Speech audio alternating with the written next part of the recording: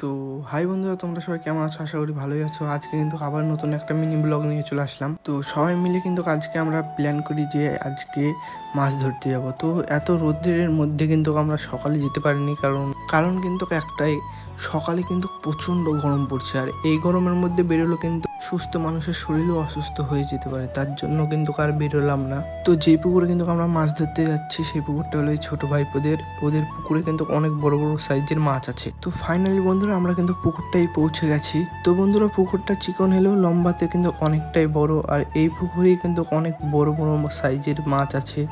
তো আমরা কিন্তু নেমে পড়েছি। তো এই হচ্ছে মাছের খাবার, এটা হলো ময়দা। তো বন্ধুরা প্রথম দিকে কিন্তু মাছে খাচ্ছিল না, আধা ঘন্টা পরে মাছে টোপ খাওয়া শুরু করে। তো অনেকক্ষণ বাদে কিন্তু একটা আমেরিকান মাছ বন্ধুরা পেয়েছিলাম, আর এই মাছটা পেয়েছিলাম আমি। ওরা কিন্তু মাছ পায়নি, দাদা একটা পেয়েছিল, তো বংশী কেটে নিয়ে চলে গেছে। তো এই মাছটা ছেড়ে দেবো, কারণ এই মাছটা ছোট মাছ।